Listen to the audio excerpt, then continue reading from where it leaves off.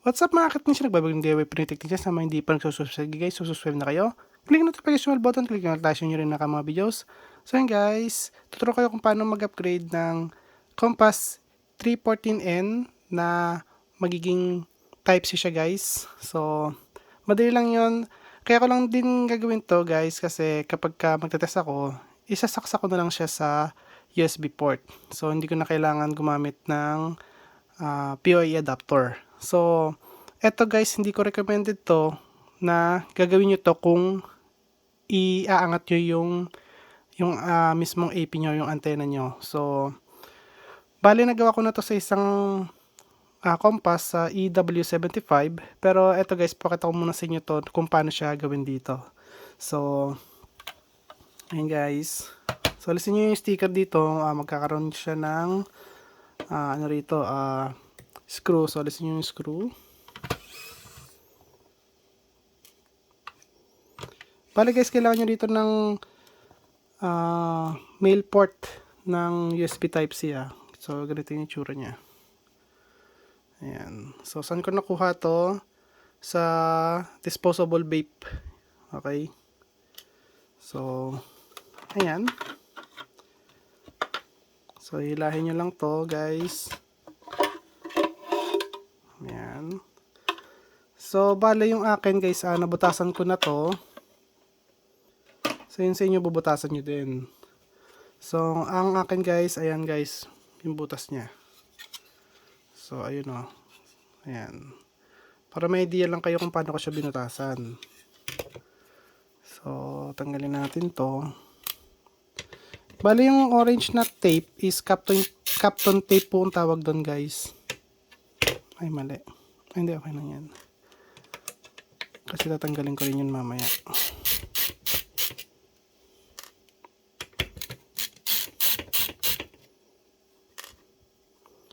So, ayan siya guys. Talisin lang natin to. So, bali, ayan yung itsura niya. Ngayon guys, ilalagay ko siya ng nakaganito. Ayan. Tapos yung dito sa likod, ginawa ko, pinutol ko guys yung excess ng pindutan. So, mahaba kasi yun. Tapos, kinrind ko ng pang-grind ko. Mini grinder. Ito. Ayan. So, inusog-usog ko hanggang sa lumapat siya. Ayan. Tapos, Kapton tape nilagay ko rito. Para kapag sinoldahan ko siya dito guys, ito kasi dito ko siya soldano dito sa may gilid na to. Kasi negative naman to. So, bali nakaganyan siya guys. Ayan. Yun ang itsura niyan. Kapag nagawa na nyo na yun sa inyo, katulad ng akin. Ayan. Tapos, susoldahan ko siya dito sa dalawang gilid. Tapos, yung etong unang pin, guys, ito. So, unang pin, negative po yan. Tapos, yung huling pin, negative. So, ilalagay nyo lang siya, guys. Isasabay nyo lang dito sa metal na to. So, soldahan nyo dyan. Yung pangalawa, positive po yan. Tapos, sa kabila, ganun din. So, pang lima, positive. So, una, negative. Pangalawa, positive. Tapos, pangatlo, pang-apat, wala na po yan, guys. NC po yan, non-contact. Tapos, pang lima, positive. Tapos, yung pang-anim is negative. Ayan. Tapos, ilalagay natin siya sa maghanap kayo ng 5 volts rail dito guys sa lugar dito. So, tingnan nyo kung nasan yung mga 5 volts dyan. So, ngayon pag nakita nyo 5 volts, paano nyo malalaman kung nasan dito yung 5 volts? Ang unang nyo gawin, syempre guys, ilagay nyo muna rito yung PoE adapter nyo. So, pag ilagay ng PoE adapter nyo rito, hanap kayo ng ground. So, kung nakikita nyo to guys, itong malaking pads na to, ground na to eh. So, tusukan nyo ng, or kiskisin nyo, tapos hanapin nyo yung 5 volts dito. Yun ang magiging positive dito guys na 5 volts. So, doon nyo siya ilalagay. So, ito muna, papakita ko muna sa inyo kapag nakadikit na to rito. Ayan guys, so, wait lang. So, ito na siya guys. So, ayan yung itsura niya. Okay, so kung nakita nyo yung negative niya, ayun, no. So, nasa body ground siya mismo ng metal na to sa USB Type-C. Tapos yung positive niya, ayan guys, nakaloop doon sa kabilang positive para dalawa yon, may positive na 5 volts kapag ka nagsaksak na kayo dyan. Tapos yung ano niya, wire niya, ayan guys. So, alam nyo naman kung saan siya nakawire. So, ayan guys, at hindi na natin to or hindi na kailangan gumamit dito ng PoE adapter. So, try na natin to guys. So, ayan, at power on natin. Ayun o. So, ayan guys, 5 volts na lang siya ngayon. At ano doon yung ano niya, oh. So, halos wala siyang konsumo. Nagana yan guys, ayan o, nagana yan. So, ang gagawin na lang natin dito is i-reset ko lang to guys. Tapos, punta tayo sa computer para alam nyo na talagang totoong gumagana to. 5 volts. 5 volts lang yan guys. Oh. Ayan. So, ano muna natin siya. Kailangan magkaroon siya ng signal dito. So, wait lang tayo kanting oras. Ayan guys. So,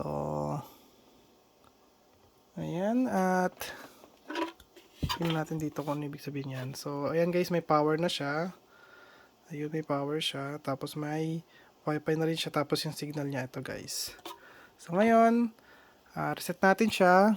Ang pag-reset na ito guys, bilang kayo up to 15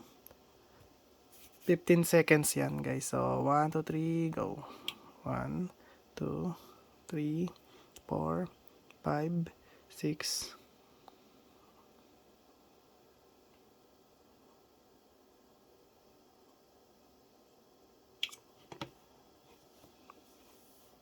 so yan guys, namatay yung wifi niya.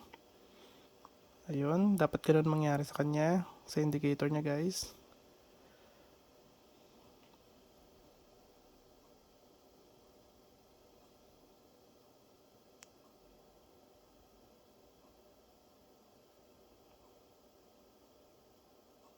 So yan guys, at punta na tayo sa my computer natin guys. So yun guys, at nasa computer na tayo para malaman nyo rin na dyan tayo nakakonect. Guys, naka-type silang yan ha. Oh, ayan na. So para malaman nyo na dyan talaga tayo nakakonect. So tingnan nyo ha. Punta tayo dito sa Wi-Fi. Tapos connect tayo dito sa my compass. Connect. So yun guys, kung nakita nyo, oh, nagbiblink yung Wi-Fi. So ayan guys. At ayan na. Nagbiblink siya, ayan na. Nagana yan guys. Okay, magkadala. So lagyan natin dito, password mo na is admin. So ayan na siya. At gagawin ko lang siyang AP guys. So dito, so ang IP address niya ito guys. So baguhin ko na lang yan. Gawin natin ito 26. Ayan. Tapos lagay ko lang dito yung compass. Lagay ko lang dito yung SSID na gusto ko syempre. So ito yung lalagay kong SSID. At para alam ko na naka AP siya. So ayan, USB to LAN. U2L. Ayan, 2G. Maximum ko na to. Ayan guys, at channel niya is auto na. Ayan, okay na to. Sa US ako, so USA lalagay ko rito. Modify.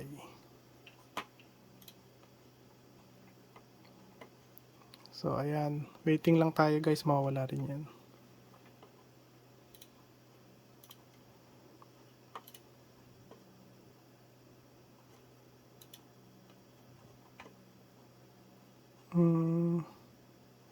Tagal mawala. Wait lang, kaya pala ayaw guys mawala, alam niyo kung bakit? Tingnan niyo to. Yung ano natin ito, dapat nasa ano tayo eh. Ano lang to guys eh, dapat nandoon tayo sa 192.168.10.1. Enter. Dapat nandito tayo. Admin. Kaya wala. Kaya ayaw niya mag-modify. Ayan o. Kaya ayaw niya mag-modify kasi nga wala tayo dun eh. So, palitan ulit natin ito ng 26. Tapos, lagay ko dito yung SSID na gusto ko. Yan.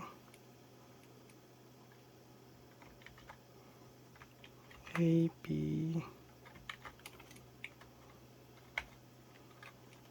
U2L. Ayan siya. USA. Auto. Okay. And modify. So, ayan guys. So, kailangan na sa tamang ano kayo, IP address. So, ayan lang guys. So, at least nakita nyo lang na gumagana talaga to. Ayan guys. So, pang ano ko lang talaga to. Pang test ko lang to. So, kada may mga video tayo, ang gagawin ko na lang. Ayan, naka USB type. Sila lang siya. Ayan. So, hindi na ako para gumamit ng PoE adapter kasi ang daming ano eh, ang daming wire na nakaano sa extension eh, sa outlet eh. So, kaya ayan. So, yung sinasabi ko sa inyong EW75, ito siya guys. So, ito guys, oo. So, ginagawa ko na lang dito. Ito, sinasalpa ko na lang to sa charger ko doon. Ayan. So, wala siyang PoE adapter. Tapos ito guys, lalagay ko na lang to sa onboard computer, sa Raspberry Pi, Orange Pi. So, ayan. Para kung gusto kong i-set up muna yung system, kasi kailangan muna ng USB to LAN. Kasi nung una talaga guys eh, mostly USB to LAN muna bago nyo ma-set up as VLAN guys. So, kaya ayan. Pakita ko sa inyo. Para walang daya yan guys. So, ayan. Ito, inano ko na lang to. Ayan, kasi hindi kasya guys eh. Wala akong space na malalagyan dito sa loob, kundi yan lang yung lugar na yan guys. So, kaya ayan. Ayan ang kinalabasan guys. Oh. Oh, diba? Hindi ko naman to gagamitin guys sa outdoor. Hindi ko na siya guys para gamitin sa labas. Dito lang yan, pang test ko lang yan dito. Kaya kung gusto niyo lang sa inyo na pang test lang din, edi ayan, pwede nyo gayahin tong akin. Ito guys, dito pa pwede ilagay sa sa onboard computer or sa Raspberry Pi or Orange Pi nyo. Tapos ilalagay nyo rin tong isa, hindi. Kailangan ito, ang power up nito is mismong charger. Okay, bahala kayo guys kung anong charger ang gusto nyo gamitin. Kung gagamit kayo ng mga ganitong charger, pwede yan. Yan. Pakatanong nyo na ako, sir, bakit ginawa mong ganyan? Pwede naman yung PoE adapter. Sa akin kasi guys, gumagawa kasi ako ng video sa inyo nang ayoko ng maraming kalat. Ayoko maraming wiring na nakalagay dyan. Kaya, as long as konti lang yung wiring niya, malinis tignan, mas preferable yung representable yung mga video ko guys. So, at least ayan, pinakita ko sa inyo na pwede yan Type C.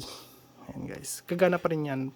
Pero not recommended kung ilalagay nyo sa outdoor, tapos itataas nyo yung antenna, kasi ito guys, 5 volts lang to. Wala yan guys. Baka yung mga client nyo, mag-aano yan sa inyo, magtatanong ko bakit nagdi-disconnect yung nila, yung signal sa AP nyo, kasi guys 5 volts lang to. Mas maganda talaga na naka PoE yan. At para sa akin, mas recommended ko na yung mga AP na naka 48 pataas, 48 volts pataas guys. 24 volts wala yan guys, mahina yung bato ng niyan, ng voltahe. So, kaya minsan gusto niya ng 50 meters, ganyan 100 meters, mahina na yung voltage sa 24 volts. Kaya mas maganda, mas mataas yung voltage.